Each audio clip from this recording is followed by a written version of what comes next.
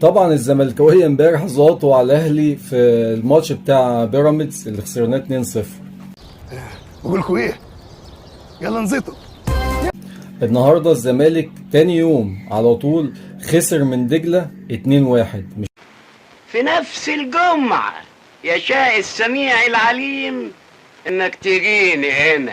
مش من بيراميدز، تمام، من دجله 2-1. مع احترامنا وتقديرنا لوادي دجله اللي لعبوا النهارده اللعب اللي هو اللعب الايجابي، اللعب الطبيعي، اللعب العادي اللي اي فريق بيلعبه. الزمالك النهارده خسر ليه؟ الزمالك النهارده حاول يهاجم. يا جماعه احنا قلنا الزمالك من اول الموسم دوت وهو بيلعب دفاع منطقه كومباكت وبيلعب على الهجمات المرتده.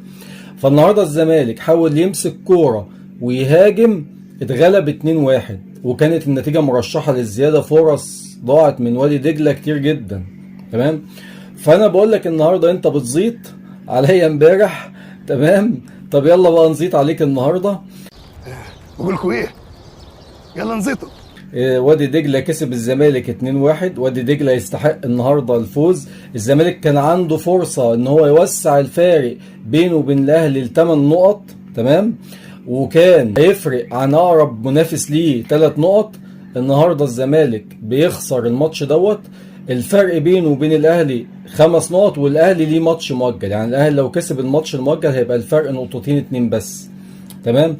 فانا بقول لك النهارده كانت فرصه الزمالك الذهبيه ان هو يتصدر الدوري بفرق كبير من النقط. طبعا ده ما حصلش. المنافسه على الدوري لسه موجوده في الملعب. المنافسه زي ما اتكلمنا قبل كده هتبقى بين الاهلي والزمالك وبيراميدز. الدوري لسه في الملعب، لسه بدري.